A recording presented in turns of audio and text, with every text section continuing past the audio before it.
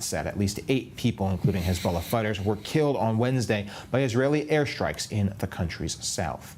Now, we do have a witness with us now, Josiah Dekanu, a Netua resident and evacuee of the area, joining us now from Israel's north. Josiah, can you walk us through what you've seen and heard this morning?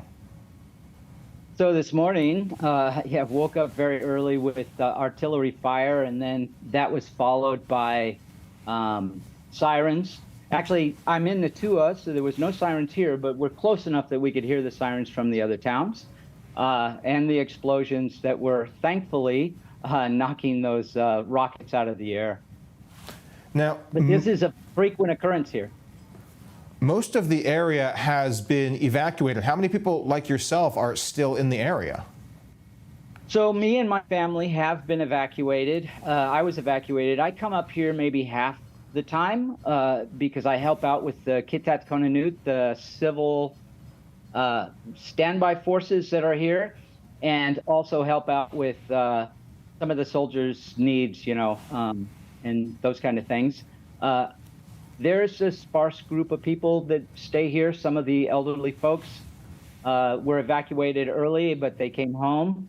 Many are farmers and egg farmers, and they spent their life building this town, and they refuse to leave. So, how does everybody feel about the situation? The people that are remaining behind, are they not scared? It's frightening. When we first left, this started for us on October 9th, and a lot of the world isn't aware of that.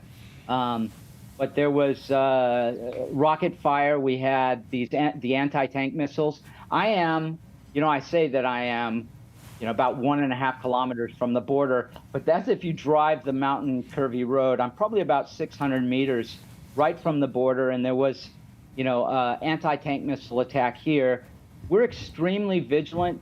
We know what is line of sight around the town, so we know where we're in danger of that. Netua has been fortunate. It hasn't had a lot of rocket fire, although Strula and the towns nearby have.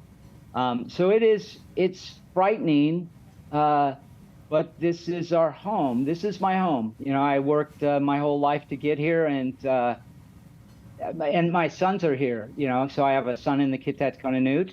I have 2 son-in-laws that are in Milawim that have been called back to reserve duty on the 7th. And so if my sons are going to be here, then I want to be here too. I wouldn't bring my family here. I wouldn't bring my family home as much as I'd like to, but as a dad, I'm going to be here. I guess you're in a somewhat unique position as you're living between there on the front lines and also having to come back into central Israel. What do other people from the town say? I mean, there's the perspective of having to go back eventually. What will make you guys feel safe to be back? So that is the real question, and that's the question that's, that is really manifest over time is the economic loss. A lot of these folks are elderly folks. They have farms. There's one farmer in this town that has 30 tons of fruit that he can't get to.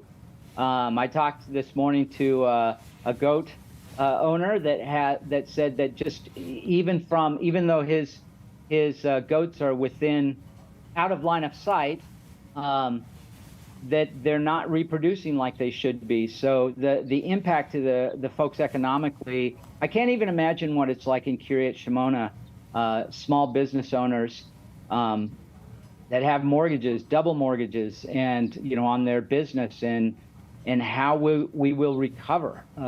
And that's really the talk. It's sort of a strange dilemma when military action or missiles and those kind of things become the norm, and your mind drifts back to livelihood.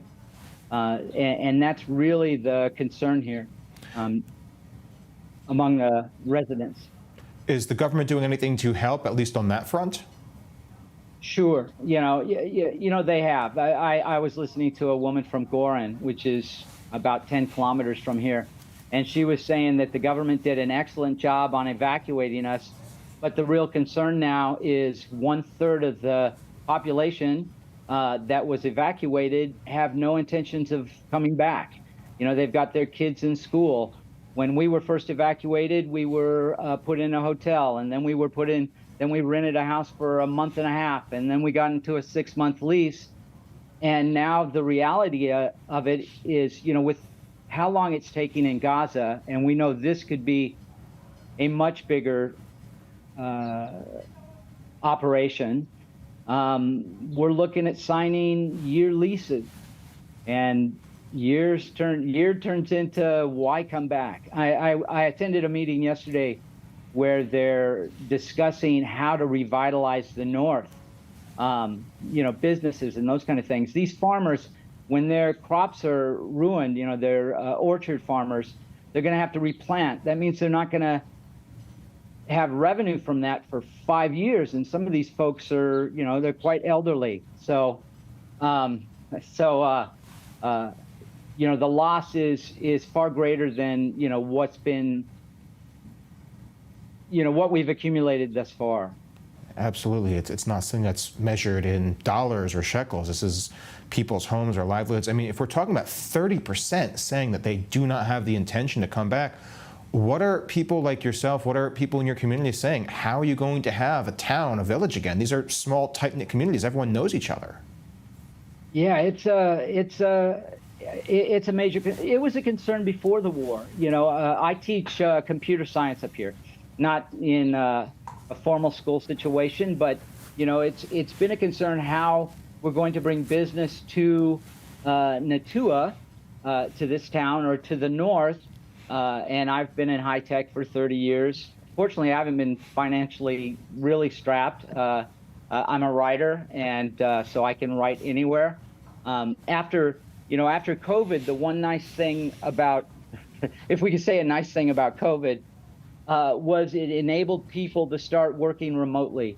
You know, as we all started working remotely, and we started seeing growth come up here, and we started talking about businesses up here, and now that's all somewhat ended. You know, we're in real jeopardy of losing the North, and not necessarily through something like incursion or Hezbollah or rockets, but just a diplomatic solution isn't going to work. You know, people have valid reasons to, you know, not bring their kids here. So that's on everybody's mind up here. Yeah, it's a major challenge. Josiah, thank you for being with us, and we wish you all the best of luck, you and your entire community, in rebuilding your homes and your communities.